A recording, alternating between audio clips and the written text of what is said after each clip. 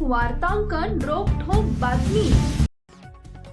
सोलापूर शहरातील वाहतूक पोलिसांकडून नागरिकांशी नम्र आणि सौजन्यपूर्ण वर्तन व्हावे, कारवाई अधिक पारदर्शक व्हावी तसेच गैरवर्तनाच्या तक्रारींना आळा बसावा यासाठी वाहतूक शाखेने महत्त्वाचं पाऊल उचलले।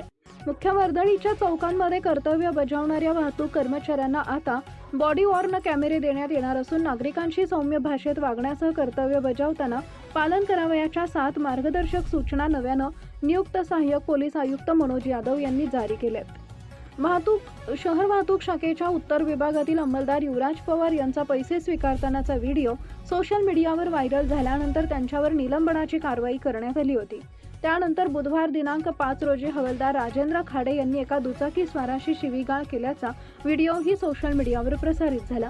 या 2 घटनांच्या पार्श्वभूमीवर सहाय्यक पोलीस आयुक्त मनोज यादव यांनी शहराच्या उत्तर व दक्षिण विभागातील वाहतूक अधिकारी आणि कर्मचाऱ्यांची तातडीची बैठक घेऊन शिस्त, वर्तन आणि कायदेशीर कारवाईबाबत स्पष्ट सूचना दिल्या।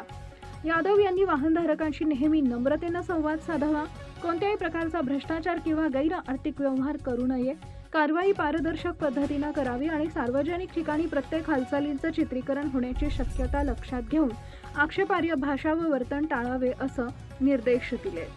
महाराष्ट्रातील महत्त्वाच्या आणि ताज्या बातम्या पाहण्यासाठी आमच्या जय हो न्यूज चॅनलला सबस्क्राइब करा आणि बेल आयकॉन प्रेस करा।